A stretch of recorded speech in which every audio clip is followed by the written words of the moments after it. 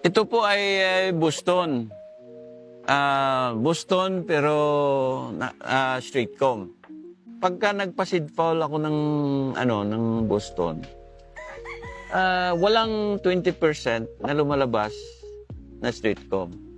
So out of 10, mga 2 or 1 lang ang lumalabas nun.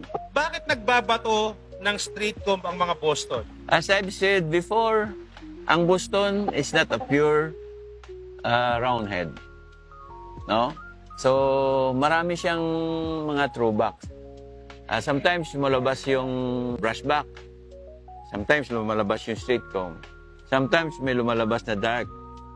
Sometimes may lumalabas na parang orange, parang tinatawag na sweeters. But they don't have sweeter inside. May streak na na itim, no? Makikita na may mga itim na streak. May mga linya din na like itong mga butcher, may ganon din na may mga streak din sometimes. Sa pagpili rin ng broadcock, halos pareho lang na dapat ang mata punong-puno, gaya nito. Tapos nakausli.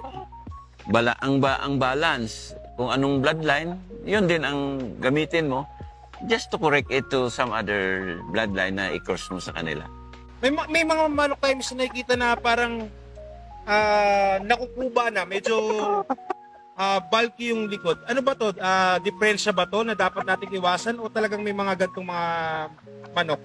May mga manok talaga na ganun ang linya. Kaya nga ang ginagawa natin dito, pagdating dito sa atin, ginagawa natin ay selective breeding.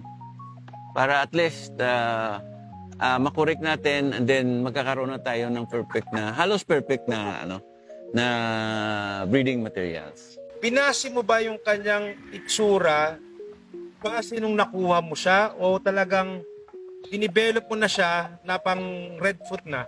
Well, kung makita mo siguro yung first na dumating dito ng mga Boston, baka sabihin mo na wag na lang ako mag-breed. But because of his style of fighting, I tried to develop the Boston into what the Boston is now. No? So, mapalad nga ako eh. Kasi nagustuhan ng lahat yung style of fighting ng na-develop ko na linya. When I was with some big guys in Luzon, ang reklamo nila sa akin na yung pinapalabas ko na crosses daw medyo mababa. But ang tanong ko sa kanila, nagkakat ba sila? Pumapatay ba sila ng mabilis o hindi? Kasi hindi nila sa akin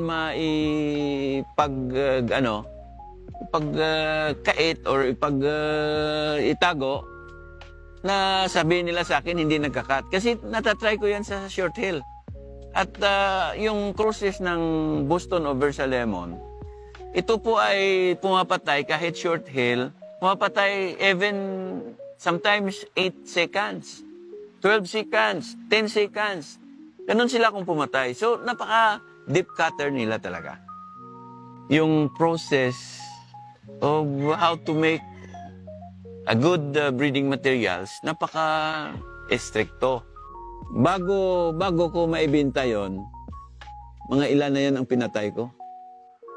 So, out of, let's say, 100 na palabas ko sa seed foul, ang matitira lang sometimes doon 30%.